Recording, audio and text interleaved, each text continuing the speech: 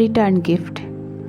গত পরশু অফিসে বসে কাজ করছি, এমন সময় শ্বশুরমশাইয়ের ফোন এলো। আমি ফোনটা ধরতেই উনি কেমন আছি খবরাখবর নেওয়ার পর জামাই ষষ্ঠীর নিমন্ত্রণ করলেন। শাশুড়ি মাও বারবার বললেন যেন আগের রাতেই দুজনে চলে আসি। আমি শাশুড়ি মাকে বললাম, মা বোঝেনি তো, আমার প্রাইভেট কোম্পানিতে চাকরি, মারাত্মক কাজের প্রেশার, তাই জামাই ষষ্ঠীর অজুহাতে প্রত্যেক বছর ছুটি দেবে কি না বলতে পারছি না। তবে আমি খুব চেষ্টা করব ওই দিন যাওয়ার। আগের দিন তো কোনোভাবেই সম্ভব হবে না। ফোনটা রেখে একটু মুচকি হাসলাম। সত্যি বলতে কি, 5 বছরের বিবাহিত জীবনে আমি গত 4 বছরই জামাই ষষ্ঠীর আগের দিন বউ সমেত হাজির হয়েছি শ্বশুরবাড়ি। আসলে সব সময় খাতির যত্ন পাওয়া গেলেও সব জামাইরাই পার্টিকুলার এই অকেশনটাতে স্পেশাল ফিল করে, তাই জামাই ষষ্ঠীটা আমি কোনো মতেই মিস করতে চাই না। অবশ্য আরও একটা কারণ আছে। 5 বছর আগে আমি যখন ভালোবেসে পিয়াসকে বিয়ে করেছিলাম, আমার বাড়িতে তখন কেউই বিয়েটা অ্যাকসেপ্ট করেনি। এমনিতে পিয়াস ভদ্র, শিক্ষিত, সুশ্রী, চলনসই মেয়ে, তাকে অপছন্দ করার কোনো কারণই ছিল না। কিন্তু মিত্রবাড়ির ছেলে নিজে পছন্দ করে পাশের পাড়ার মেয়েকে বিয়ে করবে, এই বিষয়টা বাড়িতে কেউই মেনে নিতে পারেনি। অনেক বোঝানোর পর ব্যর্থ হয়ে একরকম বাধ্য হয়েই আমরা নিজেরাই বিয়েটা করার সিদ্ধান্ত নিয়েছিলাম। সেই থেকে আমার বাবা মা আমার মুখ দেখা বন্ধ করে দিয়েছে। প্রথম পিয়াসের বাড়িতেও অভিমান একটা ছিল, কিন্তু একমাত্র মেয়ের মুখের দিকে তাকিয়ে ওনারা সবটা মেনে নিয়েছেন। আমি এখন পিয়াসকে নিয়ে একটা ফ্ল্যাটে ভাড়া থাকি। বাবা মায়ের সঙ্গে দূরত্বটা বুঝতে পেরে পিয়াসের বাবা মা আমাকে ছেলের স্নেহ দেওয়ার আপ্রাণ চেষ্টা করেন ওনাদের সাধ্যমতো। ষষ্ঠীর দিন শাশুড়ি মায়ের হাতে ওই ফোঁটাটা পেয়ে মায়ের কথা মনে পড়ে বড্ড।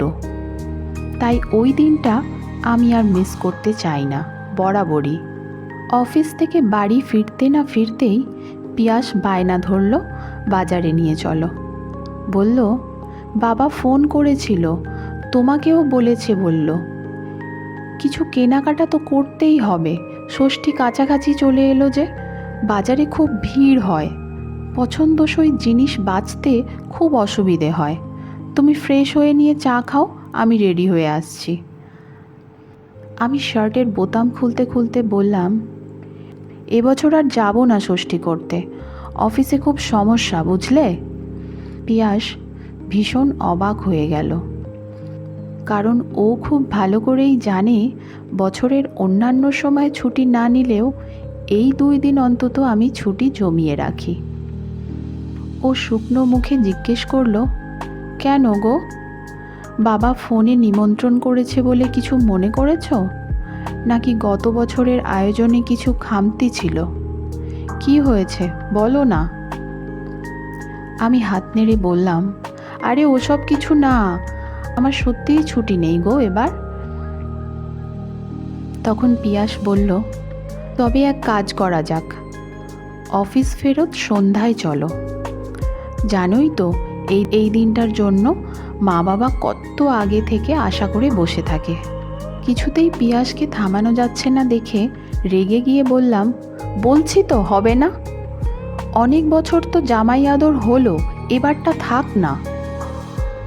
পিয়াস আহত হলো, দেখে খারাপ লাগলো, কিন্তু আমার আর কিচ্ছু করার ছিল না। আমার শ্বশুর মশাই একটা ফার্মে চাকরি করতেন, মোটামুটি যা পেতেন ওনাদের 3 জনের সংসার ভালোভাবেই চলে যেত। কিন্তু লকডাউনের সময় ওনার চাকরিটা চলে যায়। এখন বাড়ির সঙ্গেই ছোট্ট একটা মুদিখানা চালান, তাতে সংসার টানতে বেশ টানাটানি পড়ে যায়। আমি অনেকবার ওনাকে সাহায্য করতে গেছি, কিন্তু প্রবল আত্মসম্মানী ভদ্রলোক প্রত্যেকবার আমাকে ফিরিয়ে দিয়েছেন। এই অবস্থাতেও গত বছর ষষ্ঠীতে ওনারা আমাদের জন্য 3 রকম মাছ, মাংস, মিষ্টি, ফল, দামি জামা কাপড় কোনো কিছুর আয়োজনেই কার্পণ্য করেননি। পরে পিয়াসের থেকে জেনেছিলাম জামাই ষষ্ঠীর অনেক আগে থেকেই ওর মা ভাঁড়ে অল্প অল্প কিছু টাকা জমাতে শুরু করেন। সেই ভাঁড়ই ভেঙে সেদিনই মন ঠিক করে ফেলেছিলাম। যথারীতি জামাই ষষ্ঠীর দিন সকালে অফিস গেলাম, কিন্তু প্রথম হাফটা করে ছুটি নিয়ে বাড়ি চলে এলাম। দেখলাম পিয়াস মন খারাপ করে বসে আছে। ওকে বললাম, আজ আর রান্নাবান্না করতে হবে না, চলো বাইরে কোথাও খেয়ে আসি। ও কিছুতেই বেরোতে চাইছিল না, হয়তো দুঃখ বা অভিমানে। এই দেখে ওকে জোর করে নিয়ে বেরোলাম। এদিকে শ্বশুরমশাইকে বাড়ি ঢোকার আগেই ফোন করে দিয়েছিলাম বড় রাস্তার ওপরে ডায়াগনস্টিক সেন্টারের সামনে যত তাড়াতাড়ি সম্ভব মাকে নিয়ে চলে আসতে। সেই মতো ওনারা অপেক্ষা করছিলেন। আমরা অটো থেকে নামতেই শাশুড়িমা ছুটে এসে বললেন, কার কি হলো বাবা? ডায়াগনস্টিক সেন্টারে কেন আসতে বললে? আমার তো টেনশনে হাত পা ঠান্ডা হয়ে আসছে। কার কি হয়েছে রে পিয়া? ওনার অবস্থা দেখে পিয়াসও আশ্চর্য হয়ে গেছে। তখন আমি হেসে বললাম, মা, আমি তো সেন্টারে আসতে বলিনি, সেন্টারের সামনে দাঁড়াতে বলেছি। পিয়ার দিকে তাকিয়ে ভ্রু নাচিয়ে বললাম, ভুরিভোজের জন্য টেবিল বুক করে রেখেছি। শাশুড়ি মায়ের ও শ্বশুরমশাইয়ের হাত ধরে আমি ও পিয়াস একসঙ্গে ঢুকলাম রেস্টুরেন্টে। টেবিলে সাজানো ওনাদের পছন্দের সমস্ত রকম বাঙালি পদ। আমি বললাম, ছেলে নাই হতে পারি, ছেলের মতো তো বটে। ষষ্ঠীর ফোঁটা দিয়ে কল্যাণ যখন কামনা করেন, আমার দায়িত্বেও তো পড়ে আপনাদের খেয়াল রাখা। আজ আমরা একসঙ্গে সবাই এখানেই জামাই ষষ্ঠী পালন করব। এরপর আমি কাগজে মোড়ানো বড় করে বাঁধানো দুজনের ছবিটা ওনাদের উপহার দিয়ে বললাম, জামাই ষষ্ঠীর সঙ্গে সঙ্গে আজ যে আপনাদের বিবাহবার্ষিকী, ভুলেই গেছেন দেখছি। আপনাদের মেয়ে তো বাড়ি যেতে না পারার দুঃখে ভুলেই গেছে। দেখলাম পিয়াসের চোখে 1000 ওয়াটের আলো। সামনে মাঝবয়স্কী 2 ক্লান্ত মানুষের মুখে কি পরিতৃপ্তির ছাপ। বললাম, প্রতি বছর ব্যাগ ভর্তি গিফট নিয়ে বাড়ি ফিরি, এবছর না হয় আমাদের তরফ থেকেই রইল এই রিটার্ন গিফট। জোন জামাই ভাগনা 3 নয় আপনা। কথাটা সব সময় সত্যি নয়।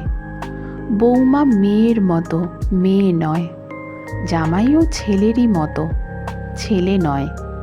এই সত্যি মাথায় রেখেও যদি একটু ছেলে বা মেয়ে হয়ে ওঠার চেষ্টা করা যায়, তাহলে এই ভাঙনের মহামারীর যুগে সম্পর্কগুলো একটু হাওয়া বাতাস পায়, বেঁচে যায়। তা আপনারা কি বলেন? কলমে পার্বতী মোদক। পার্বতী মোদককে আমার তরফ থেকে অসংখ্য ধন্যবাদ। ভুল ত্রুটি ক্ষমা করবেন।